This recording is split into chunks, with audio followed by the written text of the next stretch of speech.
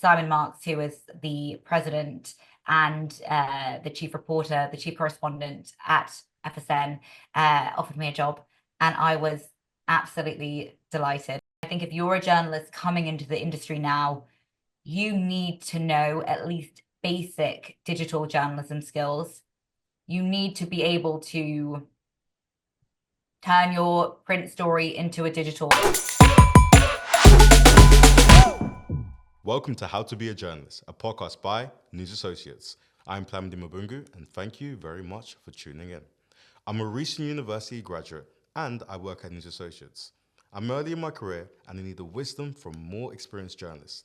So to solve this problem, in every episode, I will dive into conversations with some of the most dedicated and talented journalists from all corners of our industry, asking questions about their careers, successes, and giving you a different view of the person behind the byline. Whether you're an aspiring journalist, a seasoned figure in the newsroom, or just interested in knowing what happens behind the scenes, you're in the right place. Today's guest is Feature Story News reporter Sally Patterson. Sally is a University of Bristol graduate who studied politics and sociology. After that point, she attained her master's in gender studies at the University of Cambridge. She's had an amazing career so far, picking up bylines at the Metro and the Daily Star, and also won awards for the amazing documentaries she's worked on. And to boot, she is also trained at News Associates on the Fast Track course back in 2020. But enough from myself. Let's hear from Sally herself. Welcome to the How to Be a Journalist podcast. How are you doing today? I'm good. Thank you so much for having me. It's early in New York, but I'm very excited to be here. Honestly, the fact that this is the first one that we've had somebody from in the States, which is a great How to Be a Journalist first. So I'm happy that you've decided to spend your morning with us today. Well, I'm really delighted and proud to take the first International Journalist Award. Oh, fantastic, fantastic. Okay, so to start off, I want to get an understanding into the reason why you decided that you wanted to become a journalist. So when did you first decide that being a journalist was going to be the career for you? Well, I know it's a bit of a cliche, but I would say that I've always been very interested in people, and people would say I was nosy growing up, which I definitely was. And I was fascinated by stuff going on around me and always asking people questions and wanting to understand how things worked and why. And I think that is really what sets you up to be a journalist, being interested in the world around you. And so I was doing that from a young age. And then I would say I went to do my first work experience when I was about 15 or 16 at a local newspaper. And I absolutely loved it. I was just in awe that I could pick up the phone and call a local, someone who'd won an award or a local shop or whatever it was, and get them to speak to me and turn what they said into something interesting and bite-sized and snappy. And I was kind of given some of these tasks, and I was able to write my own articles, I mean, little ones, and I just loved it. And I was like, this is what I want to do. I know for sure. And, here I am, 15 years later, almost. So it's always been there, but I think the more I do it, the more I'm like, this is definitely for me. Okay, yeah, no, fantastic. So, now that I get a little bit of an understanding into a little bit of the reason why and where it started, obviously, you've spent a lot of time in academia. So, you went to, as I alluded to in the intro, you went to Bristol and you went to Cambridge. So, how was that experience in university, and what were the lessons that you learned? Yes, I was, to be honest, quite nerdy at university. I sort of mastered the act of getting an essay done in a relatively quick amount of time, but just knowing sort of what I needed to do in order to make sure it was done and, good enough. But there were so many other things that I wanted to do at university that my degree was also always something that I was very interested in, but it definitely wasn't the focus necessarily of my time at university, and it definitely wasn't what I wanted to spend all my time on. Um, so I think that, so when I was at Bristol, as you say, I was doing politics and sociology, which I think gave me a really good basis of how things work and why they work the way that they do.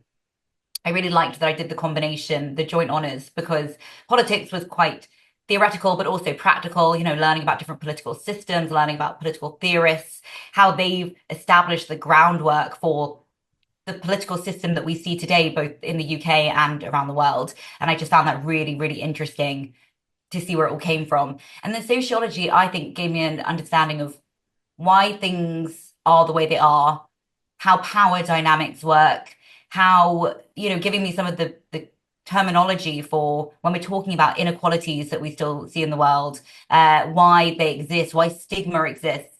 And I think those have given me just a really good platform to go and to become a journalist. Whilst I was at Bristol, I ran the University of Bristol TV station, which I absolutely loved. Um, I joined in, I think, my first or second year as and was on the news team. And then in my third year, I ran the station alongside a very good friend, Lucy Clumpus. And we were basically running a mini TV station. I mean, we commissioned videos. We made sure that we had enough kit. I was in constant negotiation with the Students' Union about getting us more money, which I think has not gone away. I think in the industry, there's always a need for more investment into what we're doing. And I think to start that, even back at university, was very useful. So we were running this, we were going out and speaking to students about all sorts of issues that were affecting them, study drugs, contraception, body image, the issues that students were talking about, we wanted to go and tap into and bring them things that they're actually going to watch. And we did that really well, I think. People were interested in what we were putting out. When I was there, we won an award at NASTA, which is the Association for Student TV. Um, and that was just so exciting to meet some of these people many of whom I'm still very good friends with.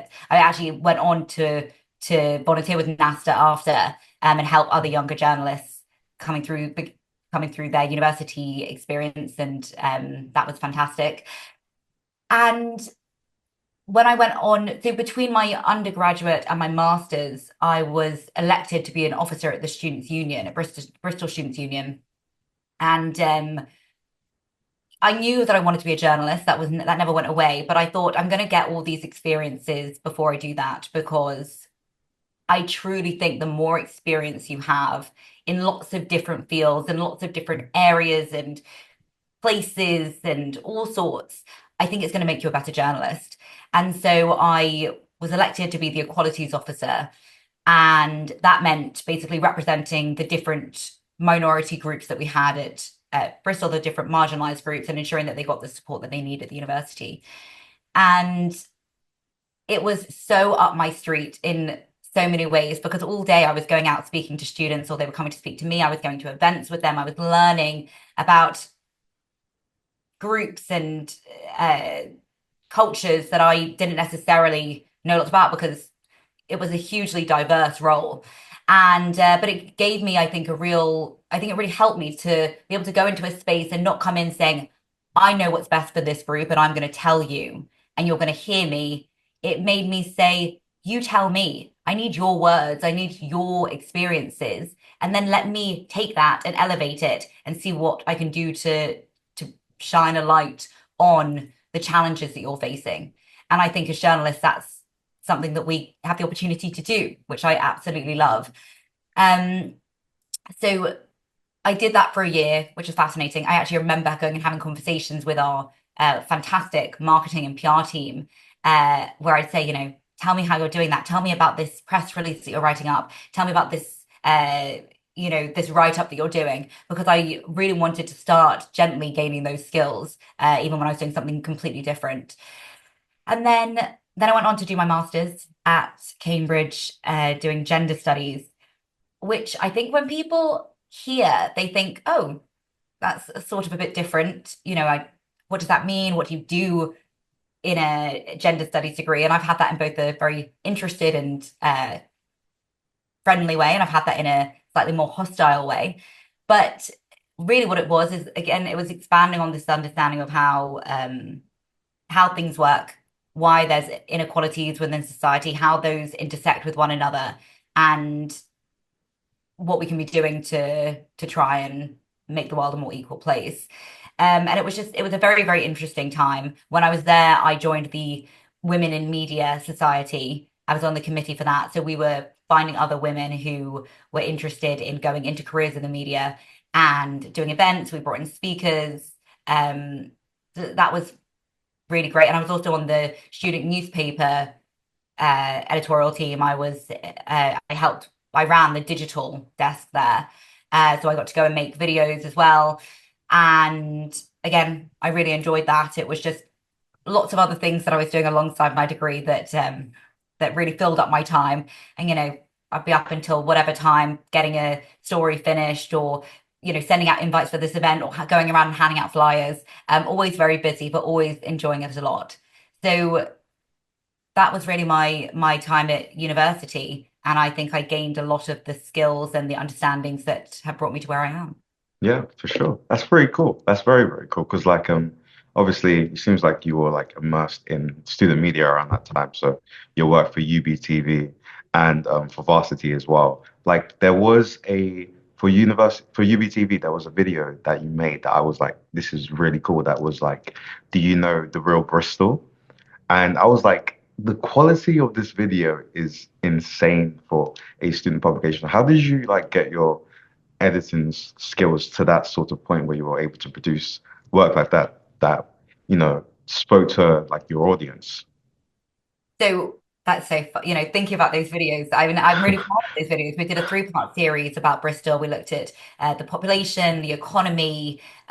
We looked at the elements of Bristol that, as a student, you may or may not have some knowledge of, but we wanted to really bring some of the city's history and actually very challenging history and dark history in a lot of ways, in terms of its links to the slave trade, in terms of the inequality that continues to persist. And I think one of the challenges that the University of Bristol continues to face is that the university is sometimes seen as quite separate, and some of the students are seen as quite separate from the rest of the city. Especially if we're looking at where people live and where they go in the city. And I know that the university does huge work in terms of trying to integrate and also using the huge wealth that it obviously generates to improve and support the city overall. But we really wanted to kind of bring that to students. So I cannot take any credit for the editing on those videos. I worked with my fantastic friend Matt, who was just I mean, this is years ago, but he was a wonderful um, videographer and editor. Uh, but I think what I loved about those videos is, yes, they were going out to students. Yes, they were going out on our university student platform. But we put in the time and the effort, and we really cared about making them the best that they could be. And we labored over them. We stayed up till God knows what time in our little media room inside the Students' Union, making changes and revoicing and editing and adding and taking away. But we were really proud of the product. And I do think something that stayed with me throughout my career so far, especially as I've been, as I started to get into the industry, is put in the effort and there will be a reward, even if it's not going to be seen by millions of people, even if, you're on your work experience and you're being asked to do a task. I think if you can put in the extra effort, the time, the investment, it almost always pays off. Even if it just pays off to yourself and you look back at those videos and you're like, I'm really proud of those. It doesn't have to win awards for you to get a real sense of achievement. So I loved making those videos. And I mean, I'm sure if I looked back now, there would be furious edits that I would want to make. But Yeah. we did our homework and we went and we found out about the topics that we thought were important, and we spoke to people who really knew their stuff. And we went to speak to students, our target audience, about what they knew and what they didn't and what they wanted to know. And really, I mean, that's what I still sort of do every day. Yeah. So, yes, it was a really good stepping stone. And would you say that that time working in TV kind of just set you up for the broadcast journalism career that you've gone on to? 100%. Yeah.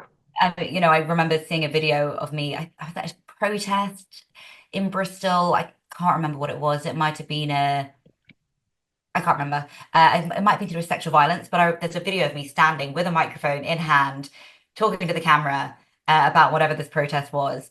And I look back at it and I'm like, yeah, I mean, did we have the top end gear? No.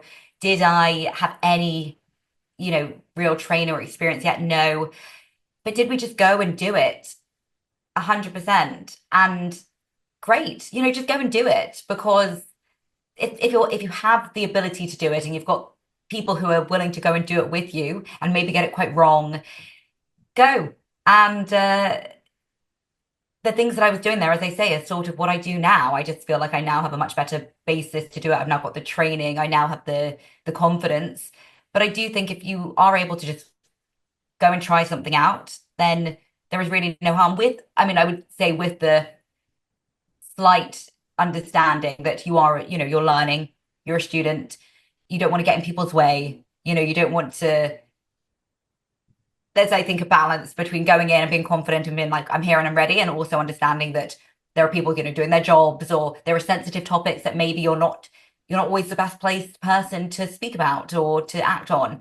But I think get involved and try it out. And that's what I did. And yeah, I look back really, really fondly at that time, working on the TV station. And the people that I worked with are A, some of my closest friends still, and B, very impressive in lots of different fields in the film industry. I have friends from that time who are now actors. I have friends who are making documentaries. So those people, go on to do fantastic things, and it's amazing to watch what they're doing now.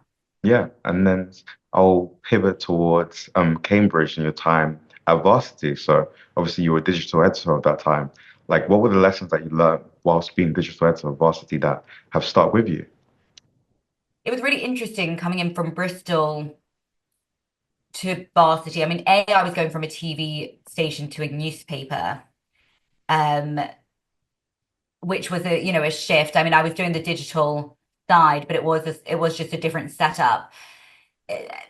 Varsity is a really impressive setup in how they have it. They've got, well, definitely when I was there was a full-time member of staff who helped run things, which is incredibly unusual in student media. And they take themselves and are taken very seriously, which is really cool, again, for student media. And I think student media should be taken seriously. So I saw a lot of very impressive pieces of work coming out. I saw people really putting in the time and producing fantastic elements. It's a slightly different setup there because you are in post for a term rather than for the year. Um, so I think you just have a different experience with it where you don't necessarily. I think running something for a year and also having come through the TV station at Bristol, I felt like I really knew it, and I felt that I really wanted to make it. I suppose one of the things is I really wanted to make it better. I think coming in and wanting to make it better for students to come, whether that's getting better equipment, whether that's putting in better systems. Gosh, I'm going to sound like a consultant right now, but I do really think there is something in wanting to come in and just, elevate whatever you're doing to make it overall better. And I did feel that at Bristol, whereas I think at Cambridge, when I was doing varsity, I didn't have as much time to do that. And I wasn't, and it was just a different experience, but it was, again, brilliant. We went and produced some really interesting videos. Again, I think my interest always sort of not always comes back to, but I think often comes back to looking at the voices that aren't heard all the time. Um, Looking at, different campaigns that are happening to try and really shine light on an issue. I think we did a big LGBTQ plus uh, campaign when we were there covering that campaign. And I think I was going around learning so much all the time. And I think as a journalist, that's what I like to do. I think in my head, there's two ways of approaching these sorts of things. There's people who go in and say, I know this story and I know everything about it. And I'm going to ask you a question to show that I really know what I'm talking about. And I've done my homework and I am an expert in this and you can, and then we're going to have an expert conversation, which is fine. I think there are lots of places for that to happen. And I think often that's what people want. And people tune in to certain newspapers or podcasts or whatever because they are experts and they want to hear more experts. I think there's also a way of doing it where you go in and say, I know enough to have a basic understanding of why we're here and to, show you that respect that I've obviously looked into this and I understand to an extent, but you're the person I'm here to speak to. You're the one that I want to understand. You're the one who's had your experiences. You're the one with the PhD in whatever, or who had this experience or who went through this really awful traumatic event. Tell me about that and help me understand so that we can further project that out. And I think for me, that's always sort of been the way that I've liked to do it. I mean, maybe that just means I'm not an expert in lots of these areas, but I just think people know much better than you about their own experiences and about their own topics because you can't know everything. And I think our job is to then turn that into something manageable and understandable and package it up so that it looks and sounds and feels newsworthy. And then you help people access it.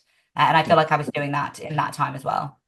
It's definitely because obviously one of journalism's main functions is to give a voice to the voiceless and have, yeah, as you said, make sure that those voices that don't necessarily get the praise or the attention or the coverage that they really deserve. So yeah, I completely get that. Completely get that. So my next question is I'd like to lead into your time with us at News Associates on the fast track course. But obviously that was back in 2020. So how was that experience for obvious reasons? So halfway through my time at Cambridge, COVID struck. Well, we obviously knew that it was coming, we knew it was happening, but the restrictions in the UK came into force, and that changed everything. I mean, it changed everything for all of us in so many ways. For me, that meant finishing off my degree at home and starting my news associates course. I remember doing my interview sat at home in this sort of world that we were all still trying to work out what was going on and how things were going to work and whether we were going to be able to go and do a journalism diploma and how we could even do that when everything around us was absolute chaos and like nothing we'd ever seen before. So I was delighted when I got onto the News Associates course. And you know what, I think I did like a taster day, which I really enjoyed. I thought was fascinating. As I say, I am really a nerd at heart, and it was a really interesting session. And I was like, this is really cool. I really like the way that this is done. I think this is what I want to go and do next. And I felt at that point that I was ready to go and sort of gain some more of those hard skills that I hadn't been had the formal training for. I'd sort of taught myself to edit. I'd sort of taught myself to shoot. I sort of knew what I was, I knew how to ask people questions, but I wanted to go and really finesse that. So News Associates felt like the right place to do it. And we had this setup where the class was divided in half, and half of us would go in a few days a week, and the other half would go in the other days a week, and the rest of us would be at home on Zoom. Um, Okay, which was very different. Yeah. right. 'Cause, I Yeah. mean, they were trying it out. They actually, News Associates, I think, really very quickly got to grips with how. I mean, I suppose it wasn't the very beginning of COVID by the time I joined. It was towards the end of the year. So they had a bit of time to work things out. But we had this system. So I had my small class who I became, we were all very close and we would come in 3 days a week, I think, roughly, and have our lessons. Then the other days you'd be at home on Zoom. And I mean, it worked. It was an unusual way of doing things. Um, but it worked. I learned a lot in youth associates. I really did. I think at the time you're sort of overwhelmed with information and you're overwhelmed with shorthand, which I had a real love-hate relationship with, I have to admit. I was never at the top of the class. I was actually always at the bottom of the class. Um, it did not come naturally to me. I did pass 100 words a minute. Fair Uh, play. I was on Congratulations. the record, That but is pretty good. it was not easy. I found it really hard. And sometimes a lone tear would fall onto my paper and smudge the shorthand that was in front of me. It's hard. It's really hard. You're learning a new language basically when you're already an adult, and it's tricky. But the tutors were fantastic, and I feel like you really do get to know them as people and as journalists, which I think is really cool. And yes, I enjoyed my time a lot, and I learned a lot. Some of those, I think what I've been craving is some of that, those hard skills and that sort of those rules. I wanted to learn what the law says about, media reporting, and what you're allowed to do in a court, and what you're allowed to say, and how you make sure that when you're dealing with a really complex and challenging case, how to make sure that you're doing it legally and ethically, and getting it right. Because, and I'll talk about this more in a minute, but I do think that when we're trying to trust in the media is obviously something that we have to take very seriously and matters a lot, or should matter, I think, to all journalists. And I think when the media gets things wrong, even one little thing, it can have huge consequences. And so I think making sure that you're doing things by the book, and also I think, one of the things I liked about News Associates, I was constantly, I mean, they might not have liked this, but I was constantly asking questions all the time. I was asking why that happens, or why that exists, or what about this, or when we say, what facts do we know, I'm like, well, what are these facts, where are they coming from, who are we believing, who are we not, asking those questions. But actually my tutors always were happy to answer them. And I think that when you understand something and why it's done, you do it better. And I do think the news associates gave me the real, like, space to be able to do that. um yeah. Yeah. So like during that time as well, like you had the opportunity to do an internship as well. Was it at your current place of employment now? So like how did you go about grabbing that internship at that time? And how vital was that experience? So I did two different work experiences when I was Nice. doing the associate's course. I ended up at a job at both of them, which I'm incredibly lucky to be able to say. Um, Having that opportunity to go into a workplace and learn so much, and then have the opportunity to come back as a staff member, is just cool. I just think, Yeah. how cool is that? I'm so lucky. And so my first placement was at my local newspaper, the Ham and High, which is the paper I'd grown up with. And um, I joined, so I was coming in there every Friday. Again, it was on Zoom actually at the time, but I was on Zoom every Friday, but then I'd be sent out to go and work on a story. And what I loved is I was able to go and write up stories. I would go out, speak to, I mean, the one thing about COVID is there was so much news. It was so, we needed to go and understand how businesses were coping, and how people were supporting their families, and how people were still able, elderly people in social isolation, huge issues that now I think we've sort of slightly not forgotten about, but I think that was an era where we sort of wanted to slightly leave it at the door because it was so difficult and traumatic for a lot of people. But there were real important stories coming out. So I loved that I was able to go out and do stories on them. Um, I also had fantastic editors there who taught me a lot, even in uh, you know, my time doing work experience. Um, so that was great, and I was doing that regularly. And then I landed a internship at Feature Story News. And I came in, I think, 4 Fridays in a row. And I got to go into the office in Chancery Lane and work with the team there.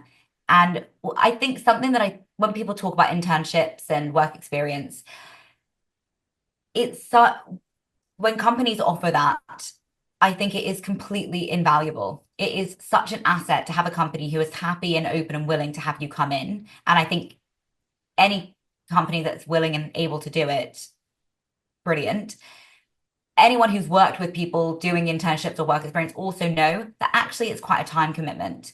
You know, you're investing time in going through their work, explaining things, showing them the ropes, which I think most people, well, I certainly am always happy to do, but I also think it's something you're doing extra on top of your work. And when people are willing and happy to do that, I think it's fantastic. And I think you can gain so much. And I think coming in as an intern, I felt, I really want to actually contribute something here. I don't want to just feel like I'm coming in and saying, oh, can you look at this? Can you check this? Can I have this? Which you are sort of inherently going to do as an intern because you're there to learn and ask questions, which I think is good. But if you can offer something, if you can show, I was tasked, I think, at Feature Story News with finding a case study. I think my colleague was doing a story about the bike industry and how it was struggling during COVID. I can't remember the details. And I was tasked with finding a bike shop in London who would be open to an interview. And I was thinking about this week because I did a story here in New York about the bike industry and how it could be affected by tariffs coming in under Trump next year. And I was talking to my colleague about this story that I'd done when I came in as an intern. And I went out into the sort of corridor because we were in one big room. And I got on the phone and I phoned dozens of bike shops around London. And they all said, we're not interested or we're not around or whatever. And I found one who was willing to do it. And I went in with this smile on my face. I was delighted that I could bring them a case study. And they used the case study and they went and filmed it and it, became a part of the piece. But I think showing showing real determination and showing that you're actually trying to bring something helpful, I think always goes far. Um, and my technically I was there on a Friday, but I think I was working on setups for other stories. And so I went home and would often keep doing those, when I got home from News Associates or in my lunch, I was sending out emails or whatever it was, and it paid off. And I was able to come back to the team at FSN and say, here's the thing that I wanted to give you, or that you asked for. And people remember that. And I was very lucky they then offered me a job. Well, so I was offered a job by um Frankie Berry, who was the sort of senior journalist at the Ham and High, was then offered the position of editor at the Romford Recorder and a bunch of other East London papers. And I can remember her phoning me and asking if I'd like to come and work with her um, as starting out as a trainee reporter. And that's what I did. That's pretty cool to be fair, because you're actually not the first person that's come to the podcast that has actually worked at the Romford Recorder, which is insane. Just co the coincidence, but I guess at the same time, journalism is a small world, so everyone knows everyone in some sort of way, and it's Yeah. very impressive the fact that you're like being able to do placement and like get these invaluable pieces of experience at these publications that like you were able to do so alongside the fast track course as well and get a gold standard NCTJ diploma at the same time as well. Like it's an intense period of time, but obviously it seems like it bared fruit, bore fruit. Yeah. Yeah. There was Comme ci, fruit comme ça. involved, definitely. But no, Yeah. I totally. I mean, it was a lot of work. And it was a weird time, right? Yeah. It was lockdown, like things were weird. But I think being able to really concentrate on both of those and get so much out of it, um, yeah, it paid off. Okay, so then let's get more into your time, yeah, working at Archant. So, how was that experience working at well, I would say, well, just covering stories in London across those patches that you did? I loved working in local news. I thrived on it. I think that I often speak to journalists, more experienced journalists, about their careers. And I think people who work at local papers have this sort of automatic bond. I mean, and some people have incredibly impressive careers in local journalism where they span the depth of the industry, and they start out at, as an intern and they become senior editors of a huge newspaper group and they have so much experience and, things to say on it. But from my briefer experience in that, I think that when you're a reporter, and sorry, you might be able to hear my radiators in this very old New York apartment, and the radiators do make an incredibly loud noise. So if that's what you can hear, then don't be alarmed. I do think that working at local newspapers, there are no it's not fancy, right? I mean, when I was there, they got rid of our office. They got rid of the office there because it was COVID and it was challenging. And so we went out to an office in Romford for a while, and then eventually they stopped using that too. So you're sort of bopping around, you're at home, you're being sent out to stories, you're turning up at places you've never been. I mean, I grew up in Northwest London, and the papers that I was mainly covering at the beginning were in East London. So I was doing the opposite to most people's commute. I was getting on the train and going out towards Stratford and towards Romford, whereas most people, all the traffic was coming the other way on the train. So I was sort of on an empty train every morning. But what is so great about being in local news is that you have to just get up and go. You have to go and make people talk to you because no one, I mean, you have people writing, and of course you do. And local news is so important for is people write to you and say, this is a serious issue that's happening in our area. The bins just aren't being collected, or this school is, making problematic comments to little girls with braids or whatever it is. There are people are contacting you with really important issues, but also you're going out to find stories.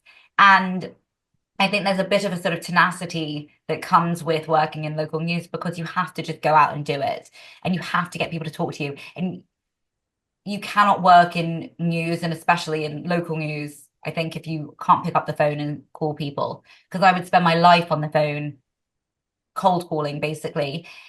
And you have to try and get people to speak. The other thing I would say is what I really loved about local news is I developed relationships with community leaders.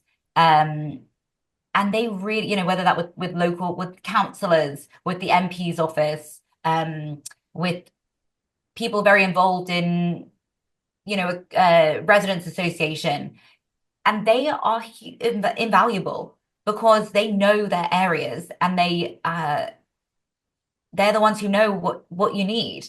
And I loved that they were my sources, and I was able to reach out to them and say, I need a quote on this, or what's going on with this, or who do I speak to about this? And they know. Um, so I loved building those relationships. I got a lot out of that.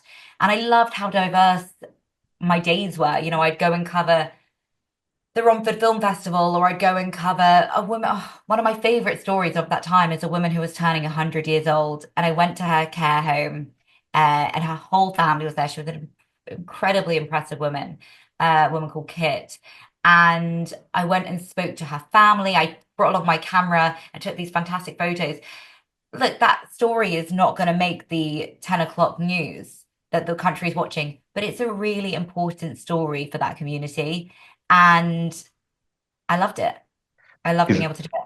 is it like very much like when you're reporting like on those communities, like all the schools in the area, all the hospitals in the area, and you build real relationships. So that's yeah, very cool, very cool. So next, I'd like to segue into a little bit about how you even presented a podcast for Ham and High yourself. So how did that opportunity come about?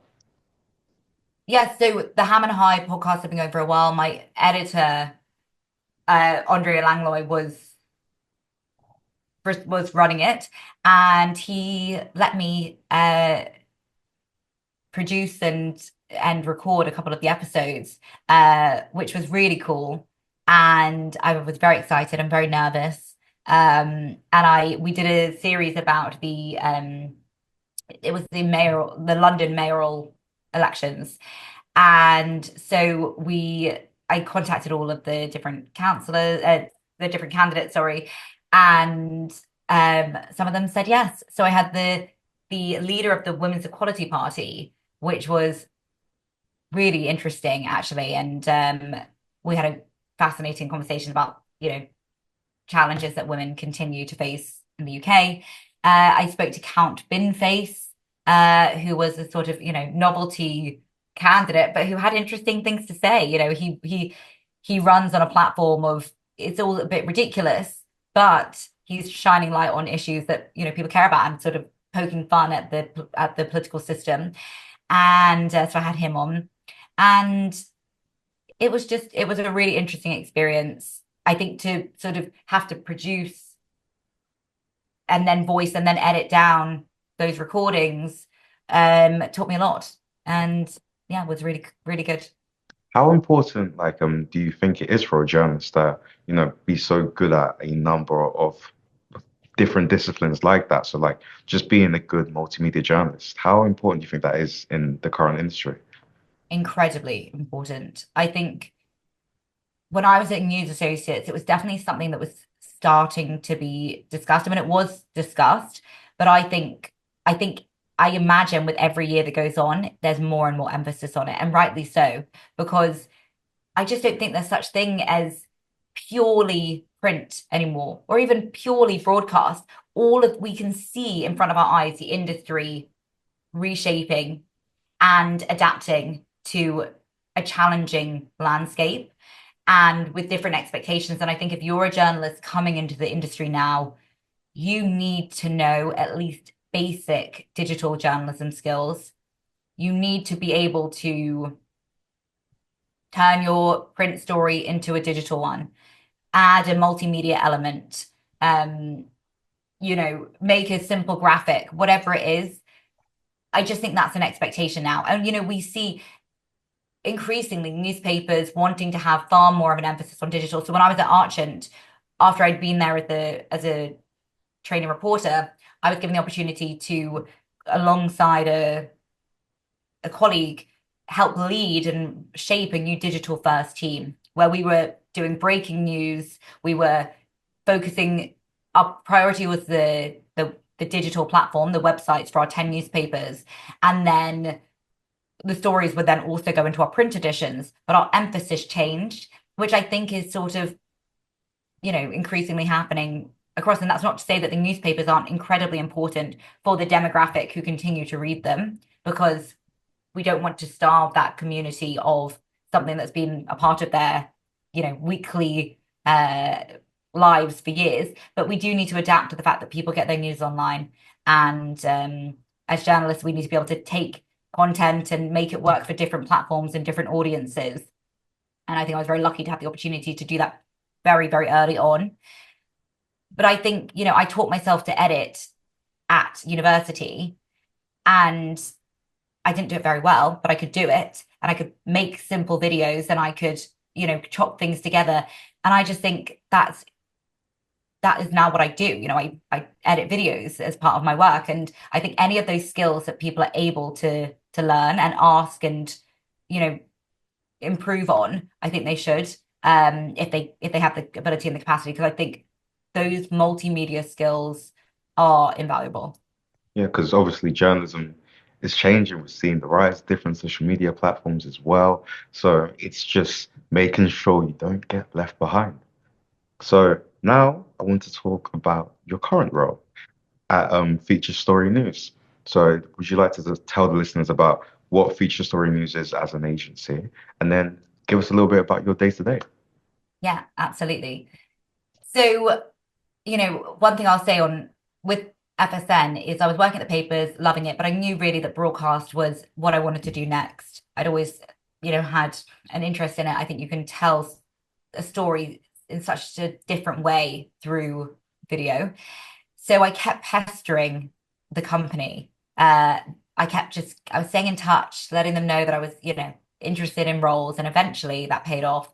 And Simon Marks, who was the president and the chief reporter, the chief correspondent at FSN, offered me a job, and I was absolutely delighted. It was just, I knew from when I went in as an intern that this is where I wanted to be. I loved it, and so they gave me the job, and I was really excited. And so FSN is a broadcast agency. So what we do is we produce TV and radio for different channels around the world. So we have channels in South Africa, CBC in Canada, Scripps News here in the US. We work a lot with LBC in the UK. So different TV and radio channels all over the world, and we do different things for them. So our sort of bread and butter is if there's a story happening here in New York. So I'll give you an example, which is the Trump hush money case. For the Trump hush money case, for all of our different channels, was their New York reporter covering that case.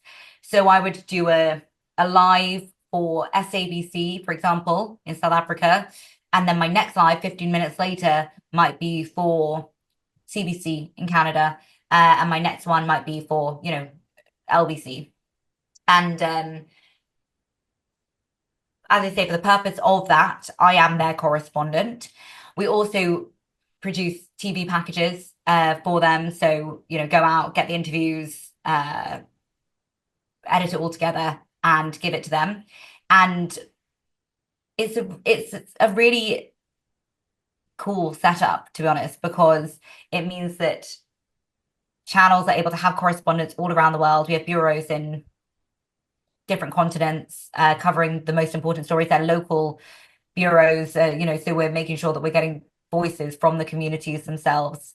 And it means that you're able to have these reports. And one thing that we do as well is we have a radio feed, which our correspondents all around the world put up mini voices, many little stories, 40, 50 seconds of an interesting, important topic.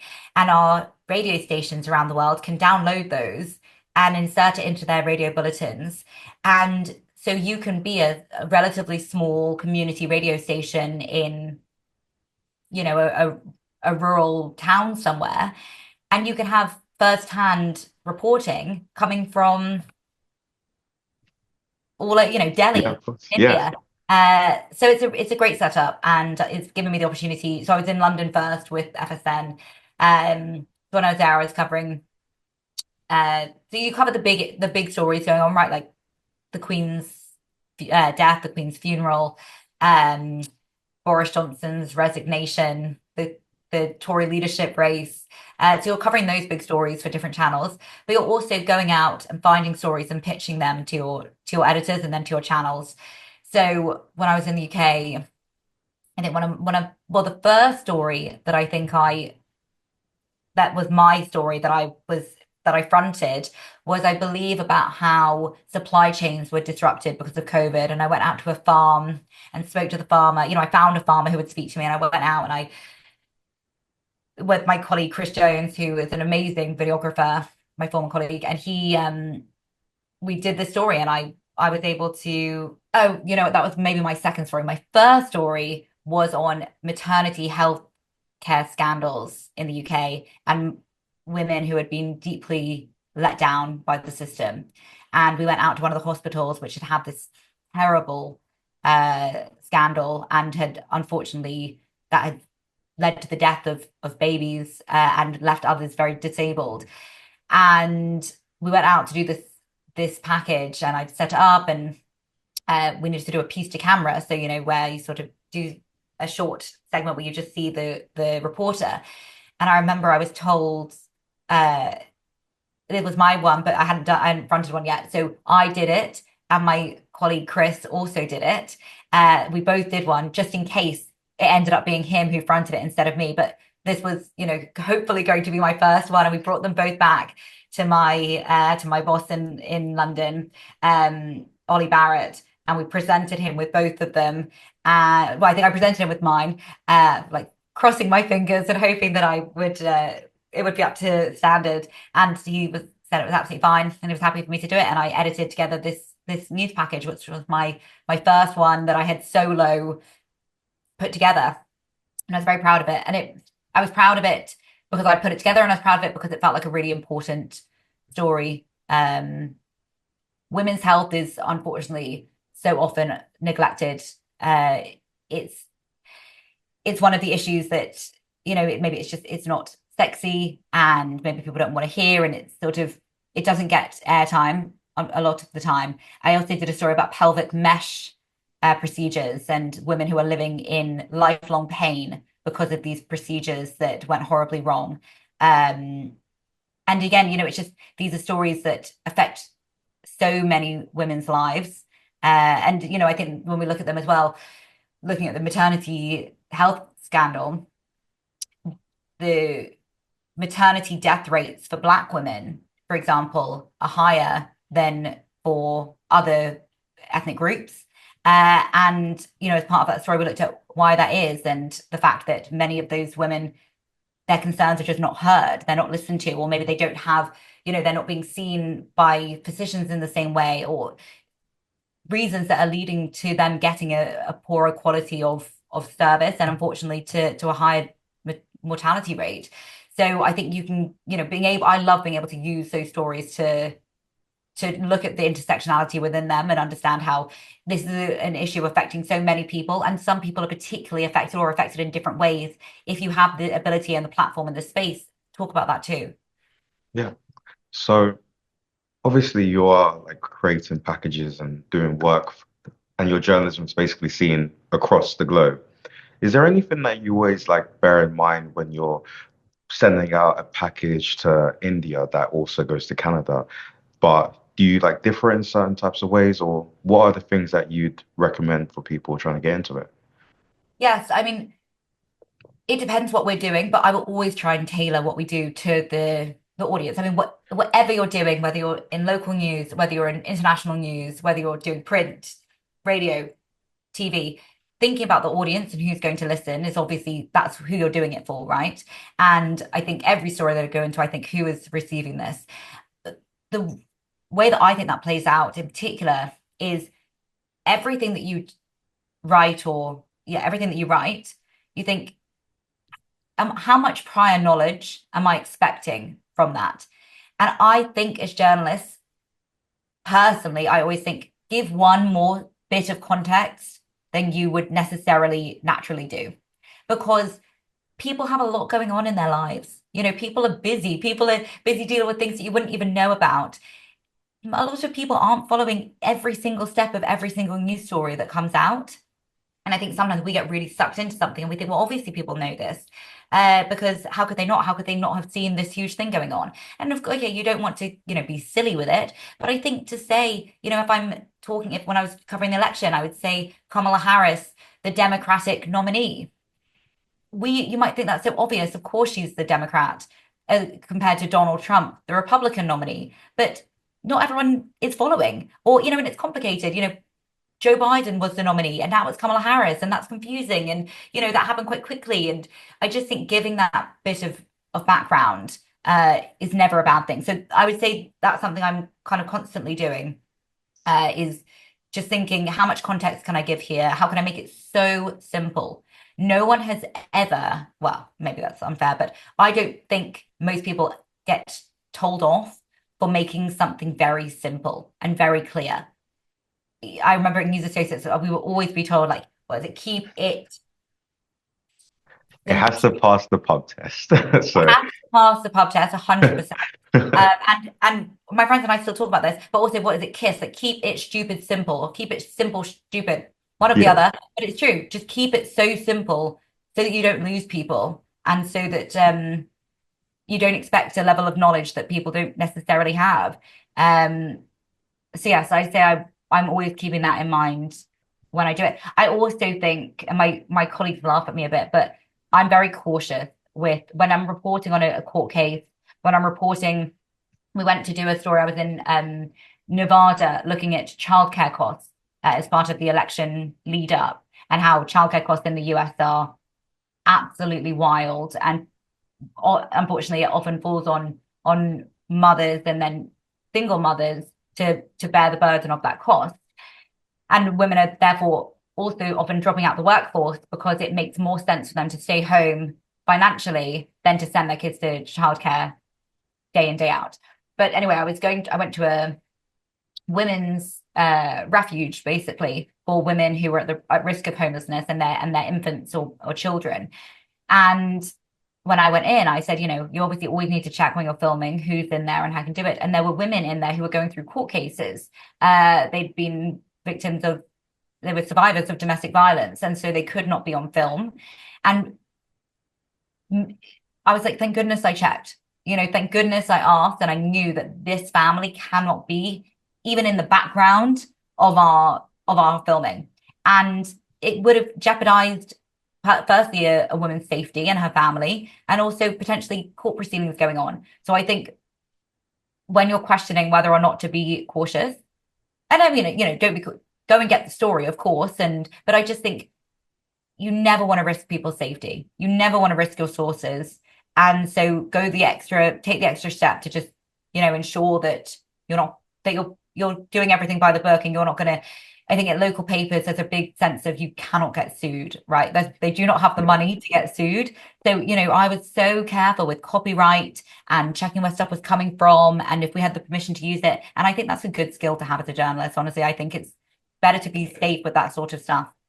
Okay, so now I'm conscious that timing wise, you haven't got too much time left with us. So could I ask you, what's next? What is there anything cool that you're, gearing up towards? Like, where do you want to go from this point onwards? And then we'll get into the Fast and Furious round. Okay, great. Yeah. Um, well, I think I'm still sort of recovering from the election, to be honest. Yeah. It took over my life in the best possible way, but the US election was, we were preparing for months. I did this huge road trip looking at how women were going to vote. So as I said, I was looking at childcare costs, I was looking at abortion, I was looking at the growing ideological gap between men and women and how they were going to vote.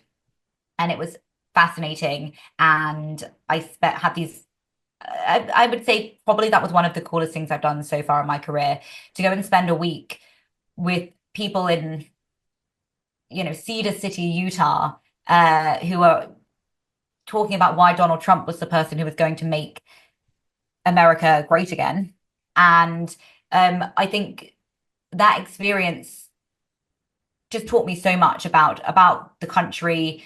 When Donald Trump won the election, and I would never want to say, I knew that that was coming because people told me that. That's what people, and I think having those opportunities to go and speak to people properly. I spent an hour driving around in this huge, like, monster truck van with a Trump voter, just me and him, because I needed to get footage from inside the car.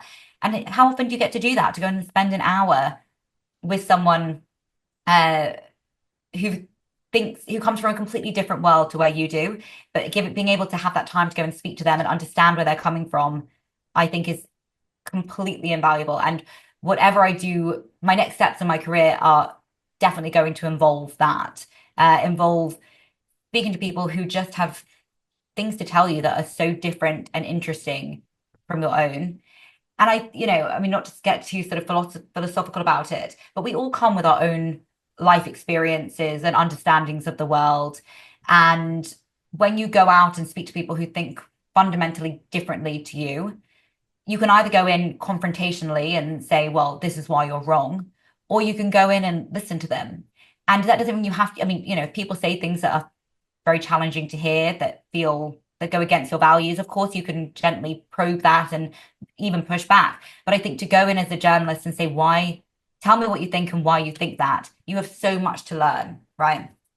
Yeah. So, and I just think my experience here has really shown me that, or, really reiterated that. I also, something that I think I've seen in my career so far is being a younger woman. Well, I'd say, I mean, being an older woman, I think is also challenging in the industry, but I haven't had that experience as of yet. But being a younger woman, I think you have to work hard to get yourself taken seriously. And you have to, there's just extra effort and challenges that come with it. And I think progress is huge, and I have the generation in front of me and the one before that to thank for huge changes we've seen in the industry. But I do think that there is a lot of work to go. I think when we're looking at, maternity cover for women working, news as a infamously, un they what's the word? Like it's Not the often. most open place. Like, it's a certain demographic and a certain type of person that gets into news and journalism. I think that's true. And and I think that is changing, thankfully. And I think there's lots of great ways in which it's changing and lots of schemes to help make that happen, and people who are putting in the work to make that happen, whether it's in their own newsroom, whether it's across the industry, where there is change, but I think there's work to do. And I think women in broadcast, I mean, I will go out with my camera and have people come up and harass me, either because they don't, they're sort of bolshy and kind of want to have confrontation, or they want to sort of come and like ask for my number when I'm out filming. And I think it's so inappropriate and it's so frustrating when you're there to do your job and to do, the best you can. Um, and you're dealing with these challenges, which are just, there's no easy solution to those, right? And some people have it incredibly difficult. I mean, if you're coming from lots of different backgrounds, you're going to have an incredibly difficult you're going to have different experiences. But I mean, I say that only from the perspective of the change is happening and everyone who's helping make that change happen. I have utmost respect, but there is work to do. So I think, everything that we can all be doing to help make the industry more inclusive, more representative is a good thing. Okay. All right. Thank you very much for taking us through your career and the reason why you're in the position that you are now. And now I'd like to get into the important questions, the ones that really matter. So, first one is, are you an extrovert or are you an introvert? Which saying the important questions and just asking the question like that will always sound a little bit weird, but bear with me. So, what's the answer? Uh, I'm definitely an extrovert. I'm someone Yeah. who's from other people, and that's where I get my energy. Sometimes I need to go and sit in a dark room with a cup of tea and, stroke my dog. But normally I want to be surrounded by people. Mhm. Night owl or an early riser? Night owl. You know, fair enough. Fair enough. That's actually, I feel like we've only had a couple of night owls come on, so there No, you are. Nice. I'm a night owl who's unfortunately in an industry where I have to be up early all the time. Uh, Yeah. but I thrive past like 10 p.m. That's where I'm doing my best work. hmm That's where I'm writing my Dream. best story. The thing is, yeah, I kind of see that, especially when I was at uni night. That's when I was like locked in. Exactly. So, dream interview if you haven't interviewed them already. Um, Gosh, there's so many. It's Louis tough. Theroux. Louis Theroux. Oh, I would, that's I would love to sit down and interview Louis Theroux. I just think that would be fascinating. I think as someone who has done some of the best interviews I've seen, it would be really cool to be able to interview him about it all and about how he does what he does. so. Let's say after this podcast recording, you've got an interview with Louis Theroux and you've managed to pull that one off. What are you listening to basically get yourself in the mood? So, is it music? If so, what song? Or are you listening to a podcast? What do you do to set yourself up for it? I think I'd probably listen to some, oh God, maybe some ABBA, honestly. I'd probably turn Yeah. up like very loud, and dance around my room singing it and get myself hyped up. And I'd probably call my mum too, just for like a mini pep talk before I go on. Okay. And then following up on the music sort of vibe, best concert you've ever been to? Best concert I've ever been to. Oh gosh. Oh God, I want to say something cool, but really, No, be honest, be honest. honestly, I went to the summertime ball when I was, I don't know, 13, the Capitol Summertime Ball, and I think I saw Miley Cyrus and Lady Gaga, and Yeah. it was just the coolest thing ever. So I think probably that. And JLS. I don't know if Oh, people remember JLS, okay. and they Yeah. threw a water bottle into the crowd, and I caught it, and it was just so cool. I'm not gonna lie, JLS, that's very valid, very much valid. And then final question, give me one word to describe your career as of right now. First thing that comes into your mind. I would say exhilarating. Exhilarating. Okay. Thank you very much, Sally, for coming onto the podcast. And thanks for spending your morning with us. I've been Plamdi Mabungu, and this is How to Be a Journalist.